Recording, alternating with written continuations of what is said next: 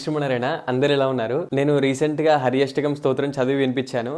ఇంకా అదే వీడియోలో నేను చెప్పాను వీలైతే ఒకవేళ కృష్ణాష్టకం కూడా చదివి వినిపిస్తానని. అది చదివి వినిపించే కంటే ముందు ఒక చిన్న విషయం ఏంటంటే, మనకి ఈ స్తోత్రాన్ని మొట్టమొదట వైదిక ధర్మాన్ని సంస్థాపించిన శంకర భగవత్పాదులు ఈ స్తోత్రాన్ని మనకు అందించారు. ఎవరు? ఆది శంకరాచార్యులు. తర్వాత అయితే మనము ఇప్పుడు మానవ జన్మ ఎత్తామనంటే ఇంతకుముందు ఎన్నో పాపాలు చేసుకోవడం వల్లనో లేదంటే పుణ్యం చేయడం వల్లనో ఈ మానవ జన్మ ఎత్తాం మనము. ఎందుకనంటే భగవన్నామస్మరణ చేయకపోవడం వల్ల. కాబట్టి ఈ జన్మలోనన్నా భగవన్నామస్మరణ చేస్తే ఈ జన్మ అనేది సఫలీకృతం అవుతుంది.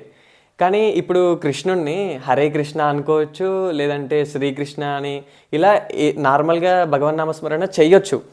కానీ దీంట్లో ఒక విషయం ఏంటంటే, ఇప్పుడు ఎవరన్నా ఉన్నారనుకోండి, అరే విష్ణు నాకు ఈ పని చేసి పెట్టరా అని ఏదో కోరికతోటో దేనితోటైనా మనం అడుగుతాం.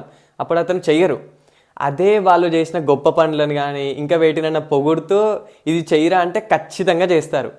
అలానే మనకి ఇక్కడ ఏంటంటే శ్రీకృష్ణుడిని అంటే శ్రీకృష్ణుడి యొక్క గుణగణాలు అలా పొగుడుతూ మనం భగవన్నామస్మరణ చేస్తే ఇంకా సంతోషిస్తారు భగవంతుడు. ఇప్పుడు ఉదాహరణకు తీసుకుంటే రాముణ్ణి సీతాపతి అన్న సంతోషిస్తారు, శ్రీరామ అన్న కూడా సంతోషిస్తారు. కానీ అంతకంటే ఎక్కువ దశరథ తనయ అంటే ఇంకా ఎక్కువ సంతోషిస్తారు. ఎందుకనంటే మనందరూ తెలిసిందే, రాముడు పితృవాక్ పరిపాలకుడు, తండ్రి మాట జవదాటని పుత్రుడు.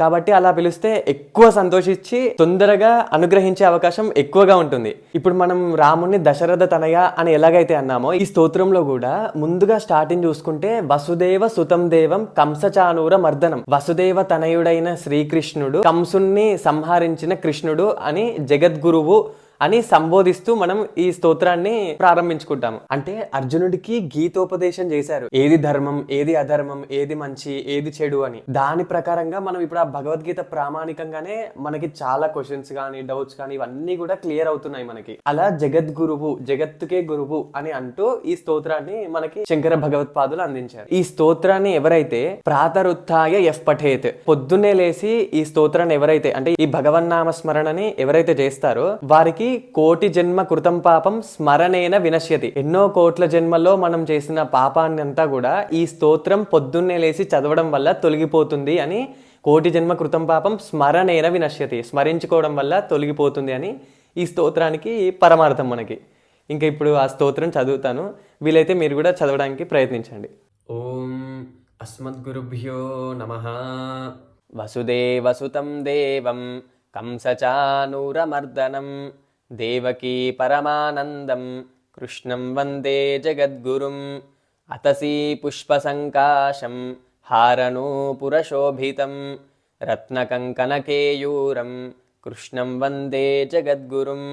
కుటిలాలకసంయుక్తం పూర్ణచంద్రనిభాననం విలసత్కుండలధరం కృష్ణం వందే జగద్గురుం.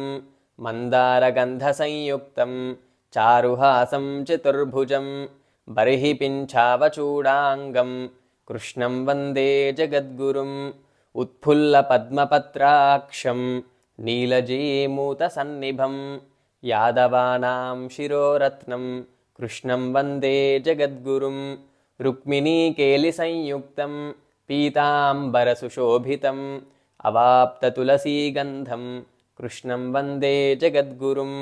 గోపికానాం కుజద్వంద్వ కుంకుమాంకితవక్షసం శ్రీనికేతం మహేశ్వాసం కృష్ణం వందే జగద్గురుం.